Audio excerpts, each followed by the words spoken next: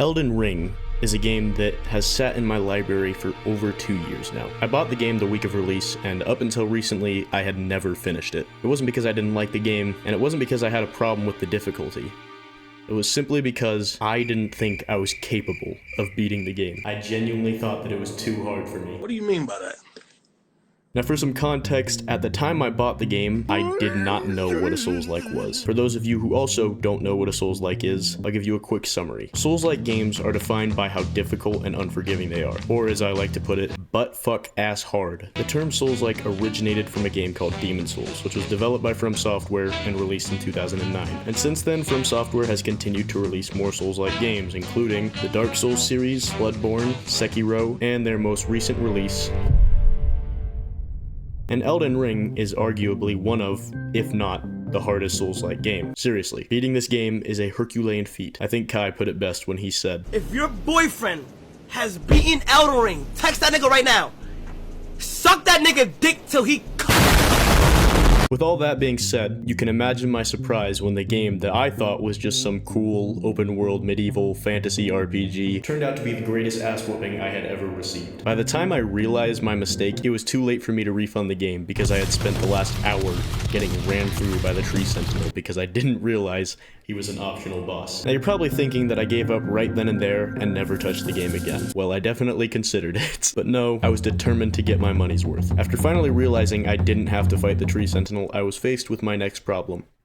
What the fuck am I supposed to do? This game does not hold your hand. You have to figure out what you're supposed to do on your own. Or do what I did, watch a shitload of YouTube videos. And after a while, I was starting to get the hang of the game. I was exploring the massive open world, I was slowly leveling up my character, and I was even beating some of the bosses. And after a little bit, I was finally ready to face the tree sentinel again. After only a few attempts, I managed to beat him. It was at that moment that I realized the appeal of these games. A video game had genuinely never felt this rewarding to me. This task that felt impossible only a day ago was something that I could just do. I was immediately hooked. I was spending hours a day on the game, getting better, finding secret areas, and progressing through the main story. By the time I made it to the first fight with Godfrey, I had improved so much that I beat him on my first attempt. But I was quickly humbled only a few minutes later. Margit the Fell Omen, a boss that I already beat, was kicking my ass. I tried again and again, but each time it ended the same way. Put these foolish ambitions to rest. I don't know why this boss in particular was so hard to me, but nonetheless, I just came to the conclusion that the game was too hard for me. If I can't beat this guy, how can I ever hope to beat this game? I guess you could say my foolish ambitions were put to rest. Flash forward about 2 years, and the game has had a spike in popularity due to the new DLC and Kai Cenat's 100-hour stream. I had always told myself that I'd come back to the game and finish it one day, but I never actually had any intentions of following through with it. But seeing Kai, someone who really isn't known for gaming, beat the game, made me want to try again. So I installed the game, started an entirely new run, and this time I knew I wanted to beat the tree sentinel before anything else. I still didn't think I could beat the game, but I kind of just wanted to see how far I could get. I'm not gonna lie and say I beat him on my first try, but I did manage to beat him significantly faster this time. Surprisingly, I still had some muscle memory for the game, and it didn't take long after that for me to remember why I like this game so much. I forgot how fun it was to lose to a boss 20 times, only to go back into the open world to make my character stronger, come back,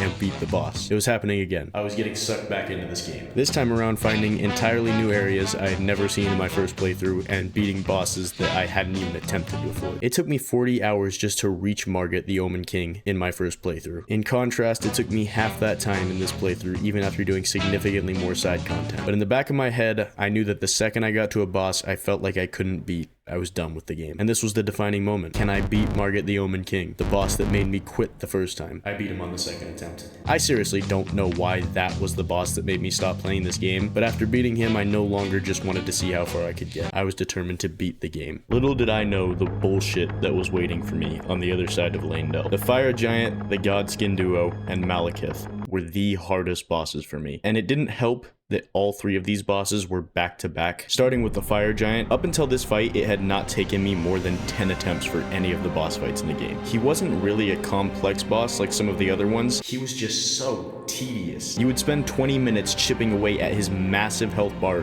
only for him to one-shot you and you have to start the whole thing over again. This boss really tested my patience, but of the three, he's the only one that didn't make me consider giving up. After beating him, I really didn't think it could get much worse. The Godskin Duo. I hadn't really used summons for any of the bosses. Sure, every now and then I would summon a weak, unleveled jellyfish just to distract a boss, but I didn't even know you could level up summons, so I just assumed they were useless, especially towards the end of the game. But this boss changed that. I caved and watched a tutorial on how to get the mimic summon, and I still got my ass kicked by these guys. I died to these guys so many times, it was starting to feel personal. I didn't know how close I really was to beating the game, and I was ready to quit there, but I really wanted to beat the game. So after watching some tutorials, I barely managed to beat them, and this time I really thought it couldn't get any worse. Oh, death.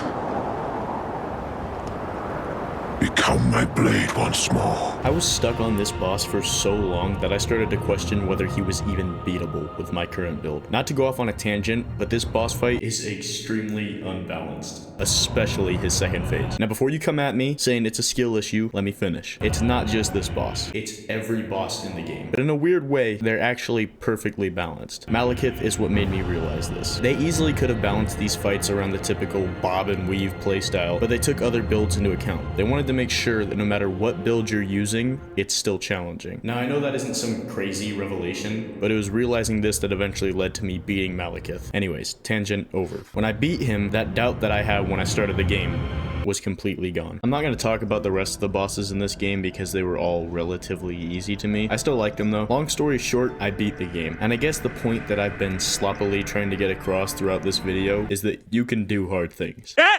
He said it! He said it! The problem was never the difficulty of the game, the problem was me. I told myself that I couldn't beat the game, and I believed it. But I use summons, so it doesn't count and nothing I just said is valid. Anyway, this video is a huge deviation from my typical content, but I enjoyed making it, and I really enjoyed playing this game. Also, just thought I'd mention that none of this gameplay is from my actual playthrough, because I kind of came up with the idea for this video after finishing the game. But if you enjoyed the video, comment some other games I should play, and as always, these videos take time and effort to make, so a like would be appreciated. He's just standing there, menacingly.